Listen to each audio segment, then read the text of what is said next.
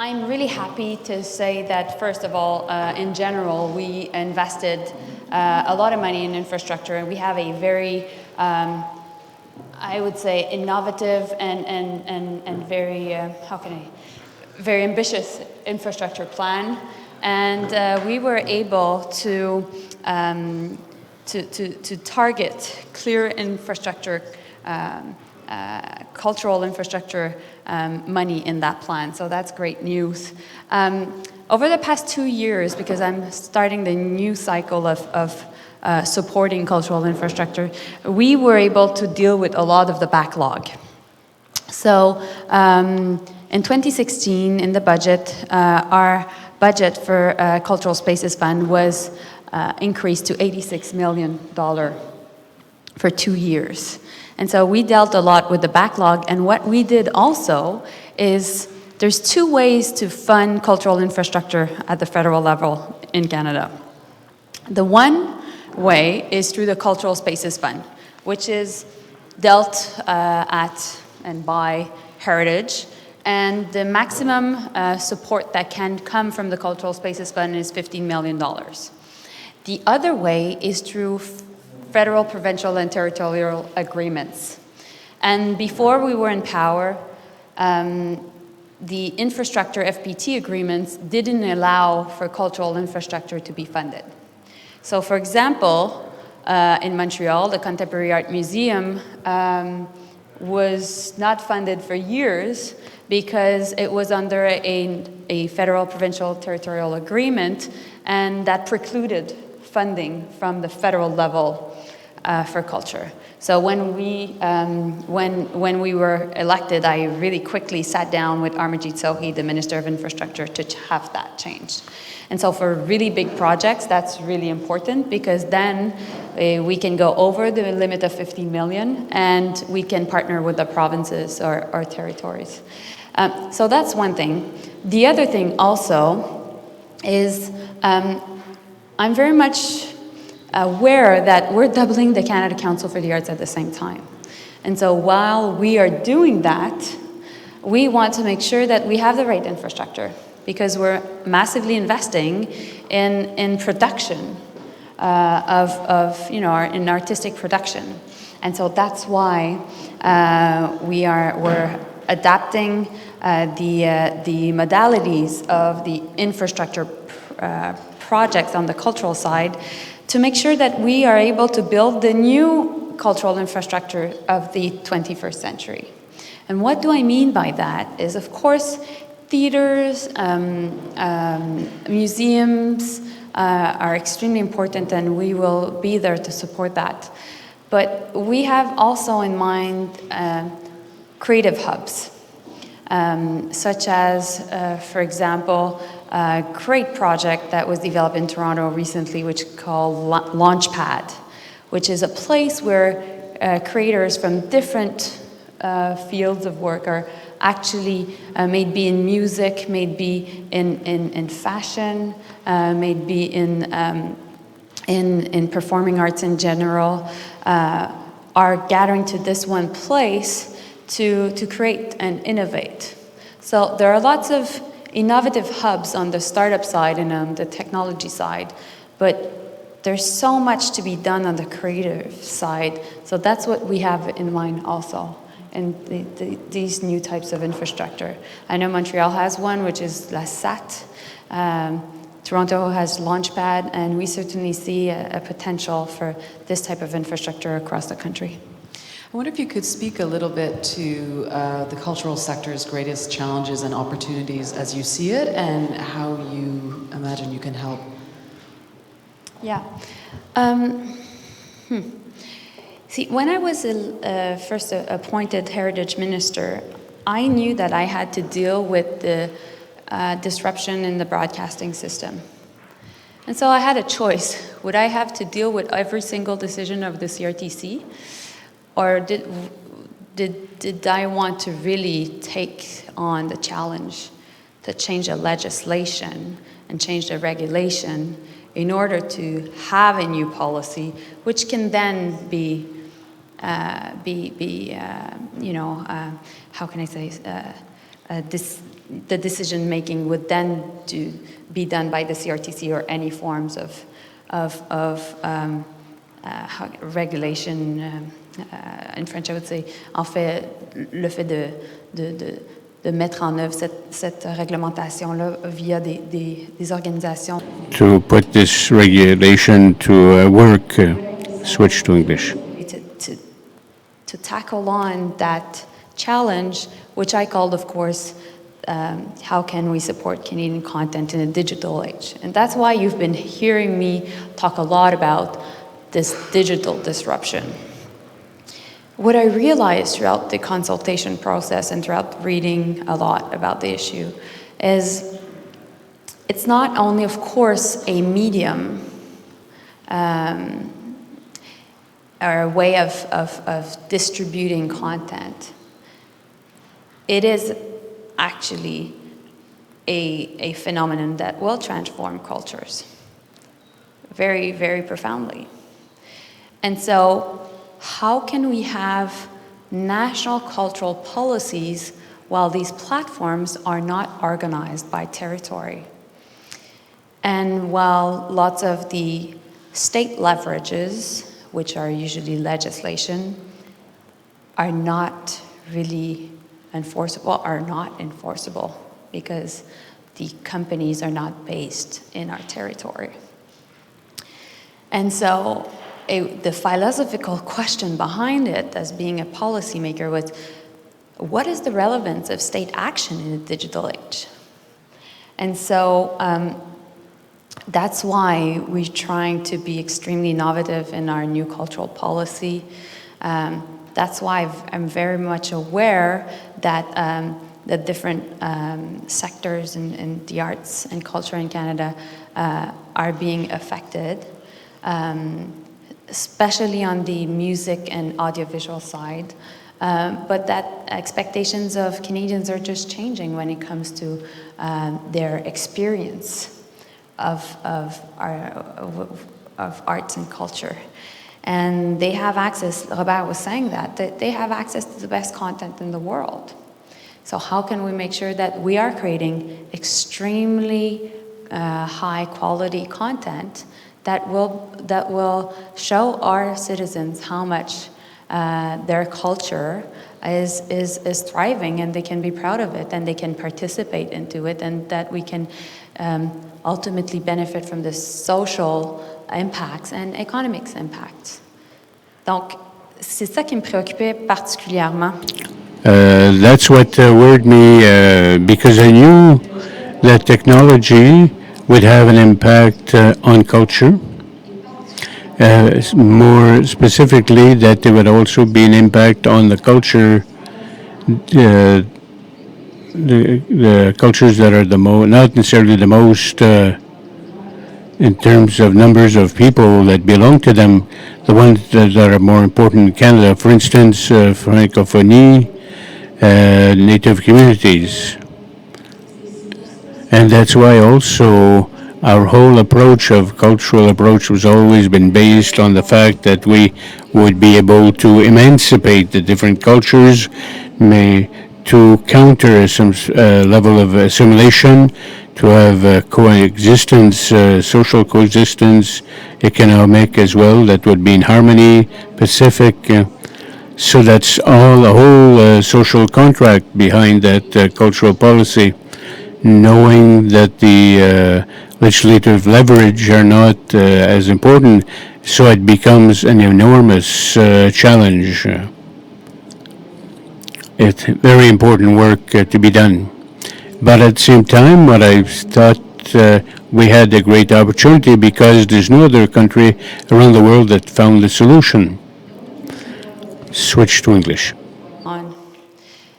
Australia is trying, for example, to impose quotas to Netflix. France and Germany have tried to do so, failed to do so, and are trying to do it through the EU directive, and which will likely be very difficult to enforce. And so what I know works is, and what France was able to do get from Google was a contract, an agreement, and in order to support the media sector. And so that's why I launched discussions with these important platforms in order to ultimately try to have agreements with them. On the audiovisual side, on the music side, but of course, in general, on the sports, arts, and culture. So it's a very, very long answer to your question, but I think it's a fundamental issue. And of all departments in government, maybe even national security or defense or procurement, the most affected by the digital disruption is the arts and culture one and the media one. It's heritage. And so I think that I think the fact that we're taking a leadership on this and we're not scared of confronting the issue will pay off. I'm mindful that people will have questions for you, but I just wanted to ask how you see the relationship between the arts sector broadly and the creative industries. Well, I referred to the fact that we have an important social contract to honor, and that brings a lot of social cohesion.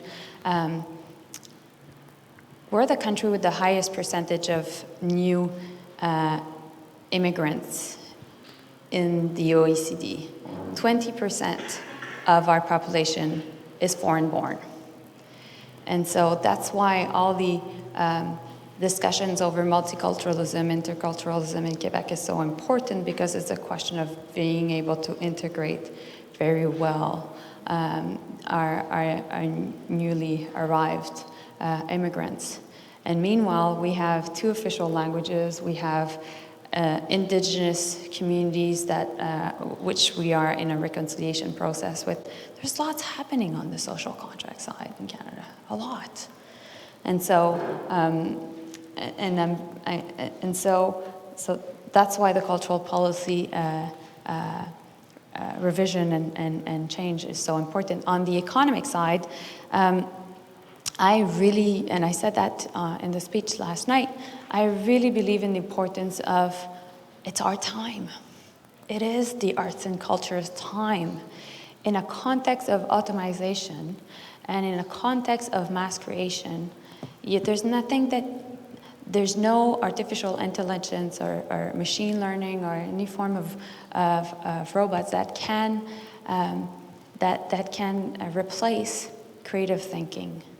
And when you look at the World Economic Forum latest index of the most important skills to have, creativity is now the 4th one. So the relationship between arts and culture and in general creative industries and innovation is, we believe that by investing in culture, this will drive creativity, which will drive innovation, and that will have a positive impact on growth. I'm not saying that every creator or artist in the country is actually creating because of economic reasons. I'm saying that in the context of all our investments and all the work that is being done in the sector, it has an economic impact. And it will generate, I think, lots of growth. And in general, well, the creative industries, which I would also include the video game sector, the virtual reality sector, along, of course, with performing arts, music, film, books, etc. in general, is worth $55 billion, 640,000 jobs. So it's 3% of the economy. It's more than agriculture, fisheries, and forestry. So these are the figures that are important to bear in mind. And I really want to make sure that that percentage of our economy grows. I think these are the jobs of tomorrow. I'm not the only one to think that. When I sat down with the Minister of Culture of China, and we created a joint committee together. He said that China's objective to grow the creative economy and the creative sector was from it to be 4% to 5%. So imagine a 1% growth in China. Lots of jobs. So that's it. That's why the link between arts and culture and the creative industries and the economy in general is so important. I want to open up the floor for questions. Who has a question for the Minister? Madame la Ministre, Oui. il y a un... Madam Minister, there was a year ago at this summit, I was asking you the question, are you thinking, or you see the possibility, of choosing our regulatory framework on TV and everything? You gave me that answer then, and then you made sure that it would happen. It's quite a long labor. Some have been critical on the time that it took. I'm one of your defenders.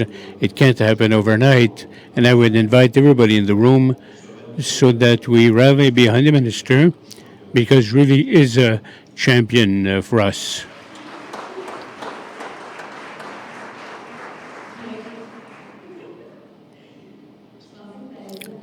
I thought you were going to say that my bureaucrats would say it was going too fast, because that's what they think.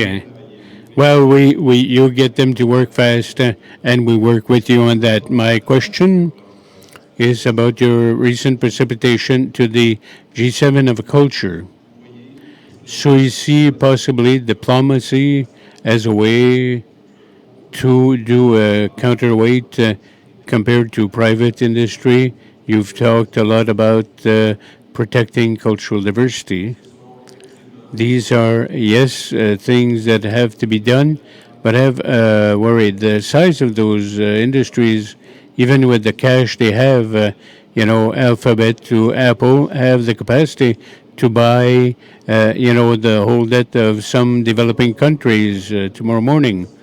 So, do we work with diplomacy with those big businesses? First of all, when I was appointed Heritage Minister, I did two things to reposition heritage.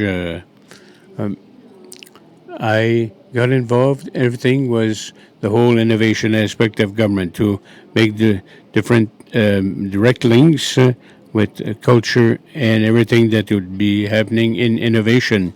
It was a way to be strategic within government priorities, so that we would always be priority, and also reposition heritage at the international level. Over the last few years, the department was cut by 40% in terms of its operations, and everything that was international, trade routes were cut as well.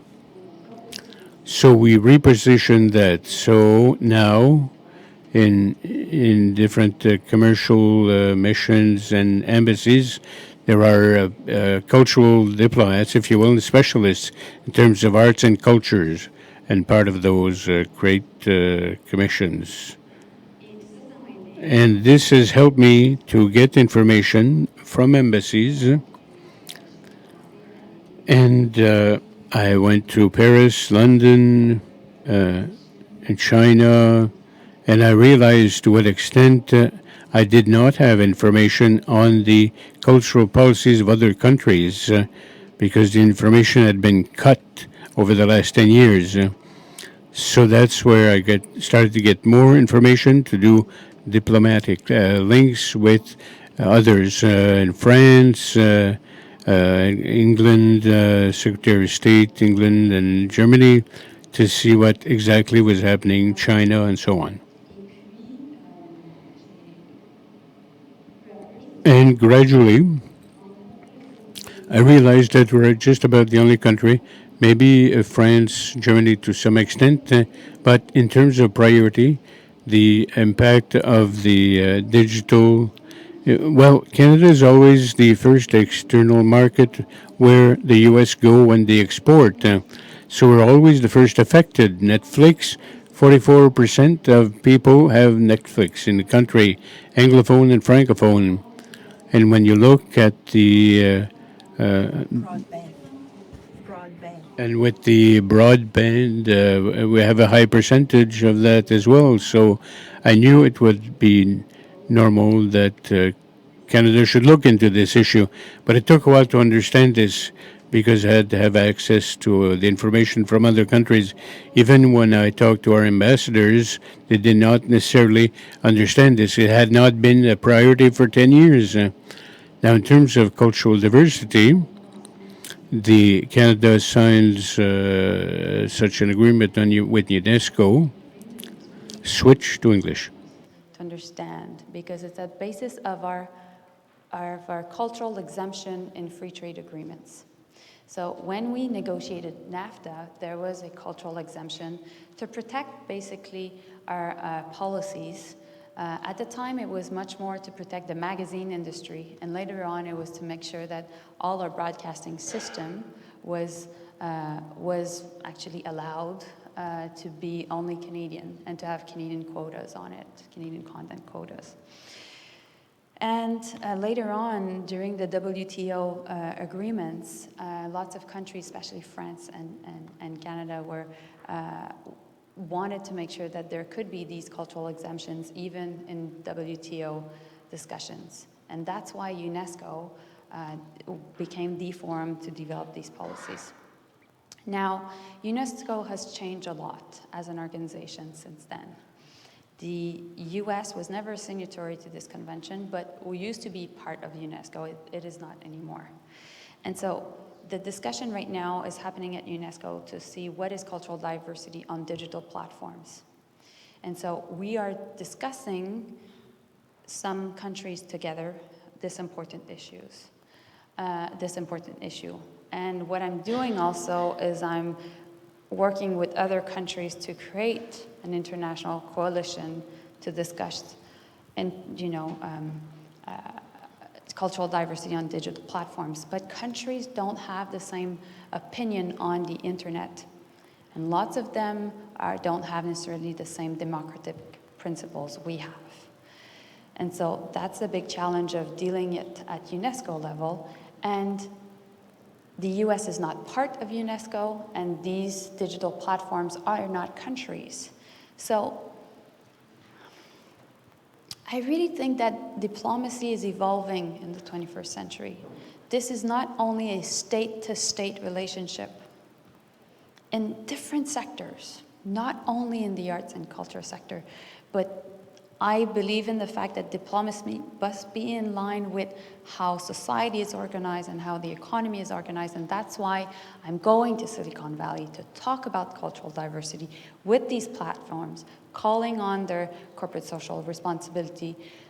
That being said, bearing in mind that I have some sticks as being a state policymaker to deal with things that potentially they wouldn't like to do, but they will have to do. So I hope I answered your question. I know that you have to get on a plane, so do you have time for just one more quick question? Yes. Good morning. Yes. Kate Cornell from the Canadian Arts Kate. Coalition. I have a question about challenges. Earlier this year in the Toronto theatre community, there was a public meeting called the White Man Shuffle, and it was about artistic directors in Canadian theatre and broadly the performing arts. And I noticed this week that your colleague, Minister of Science, Minister Duncan, who I have to say is a dancer, was talking to Canadian universities about requiring diversity and pluralism. And so I wanted to ask you for your help, for your encouragement, and when will there be a requirement in the arts sector for that kind of pluralism across the board? Good question. Well, first of all, I'm very proud that two agencies that are under my purview, which is Telefilm and the National Film Board, decided to fund 50-50% productions, women and men. That's the first time, and it was actually the National Film Board that decided to really take a leadership on this, and afterwards, Telefilm also decided to follow the good path the NFB was on.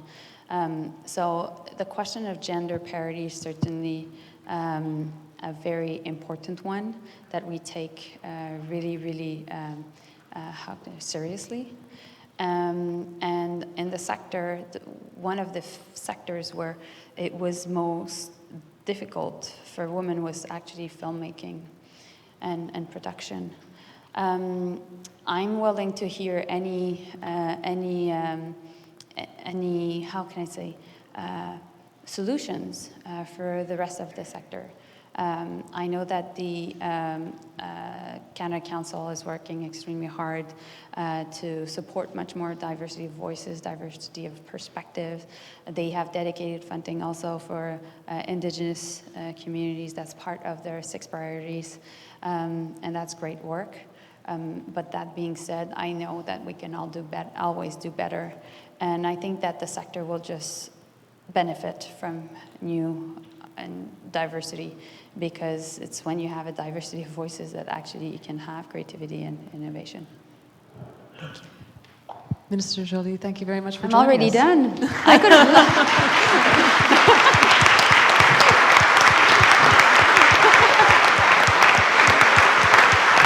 Merci.